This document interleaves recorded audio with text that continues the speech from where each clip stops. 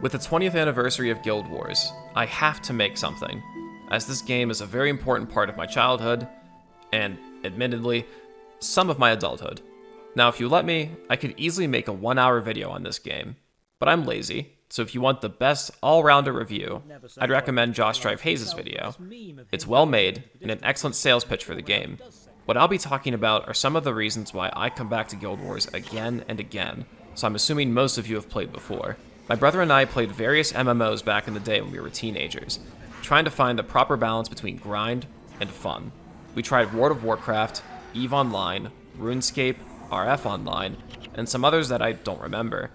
But we never wanted a subscription, since we knew that was a waste of money, and there's no way our parents would pay for it. Rightfully so. As such, he heard of Guild Wars, and with the Game of the Year edition being on sale at GameStop, we bought and played it on the family computer.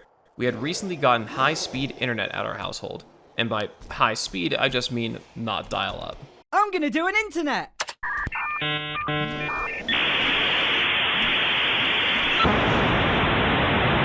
The game didn't really hold my brother's interest. He made a warrior, got to level 15 or so, and then quit. However, I was captivated as me and my trusty elementalist burned everything in sight and completed the first campaign. From there, I did what the game intended. Whatever the I want.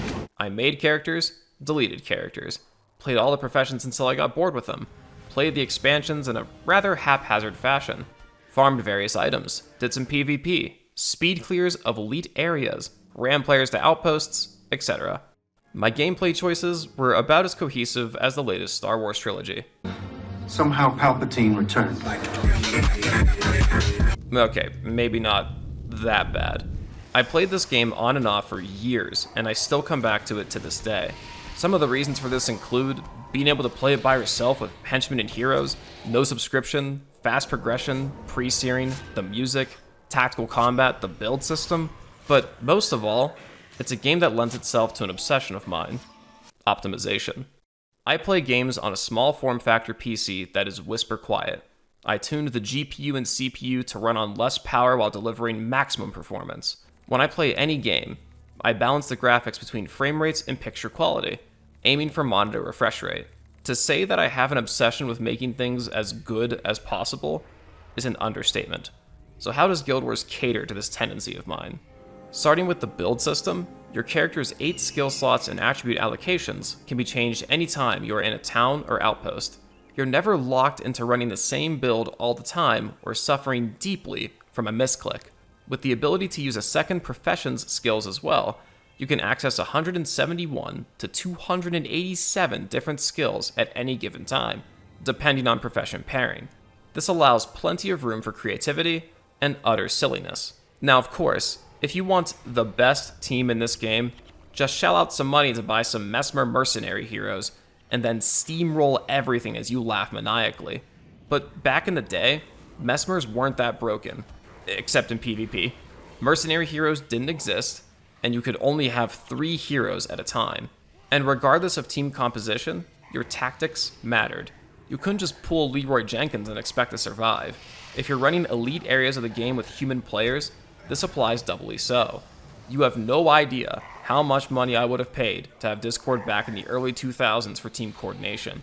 Though that did teach me to type really fast in game chat and preserve my innocence for at least another couple years. Beyond the campaigns and elite areas, one of my great obsessions in Guild Wars involves saying the following. All right, who's ready to make a little money? I treated my account like an in-game business. I used characters to make small amounts of money with areas of the campaigns they had access to. Then, instead of playing the campaigns to get to new farming locations, I just crafted builds so that my characters could run themselves almost anywhere. Then I'd farm more expensive loot, rinse, and repeat.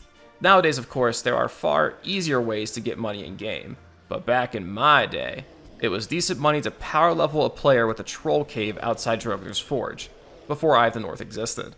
It was faster to get money farming icy dragon swords than it was to farm items for a not yet created Nicholas the Traveler.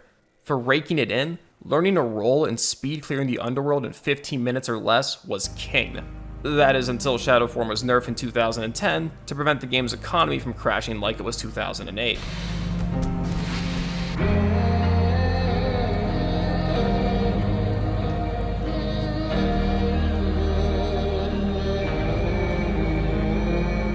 For even easier money, just memorize some popular running routes and speed boost your way to the destinations with players in tow. Heck, I once ran a dude from Lion's Arch to Old Ascalon without even having that outpost yet myself. That was an adventure. All of these tasks that some may call tedium, I found to be endlessly engaging, because I could find ways to make professions do things they were never meant to do, with builds that look completely insane. But as the phrase goes, it ain't stupid if it works. And a lot of things in Guild Wars work, no matter how stupid. Case in point, when my friends and I cleared the underworld not too long ago, here was the build our monk ran. His monk was named Deus Autem Ferrum, or God's Iron Will in Latin, according to Google Translate, at the time. He dispensed his will with that anniversary hammer against the evil spirits of the underworld, and it was hilarious, particularly because I was constantly enchanting him with Great Dwarf Weapon, making all the enemies go, I've fallen, and I can't get up!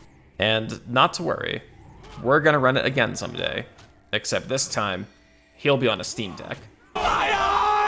Optimizing things doesn't have to mean just doing things in the best way, or even having a ton of options.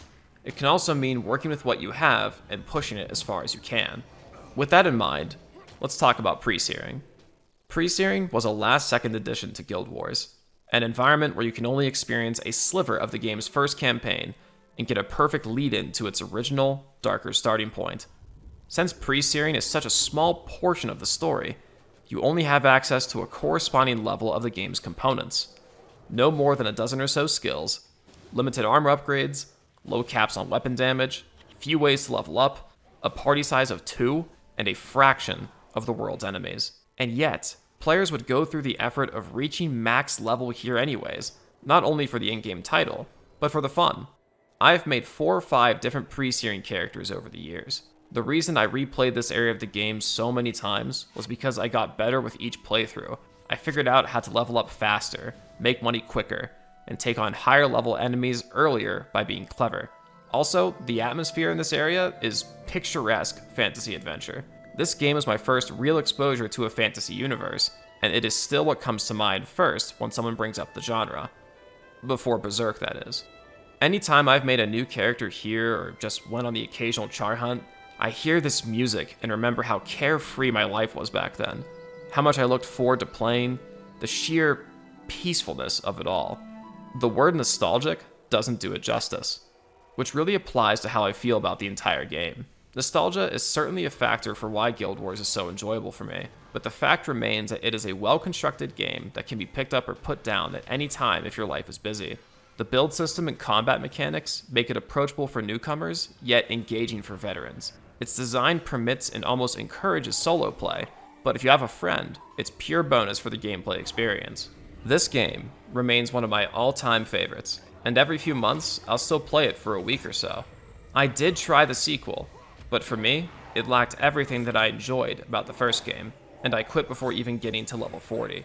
In Josh Drive Hayes' review, he mentions that Guild Wars is more of an RPG than an MMO, and I couldn't agree more. That's one of the reasons why it's so special.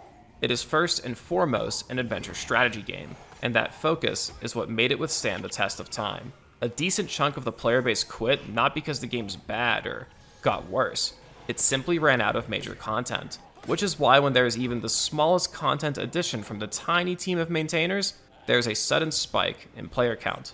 ArenaNet made something truly special with Guild Wars, and it is my humble opinion that we'll never see a game like this again. Thankfully, as long as Guild Wars 2 is around, it seems Guild Wars shall remain online. So if you want a fun adventure, consider picking up this 2005 classic. While some aspects do show their age, the playing experience is most certainly timeless.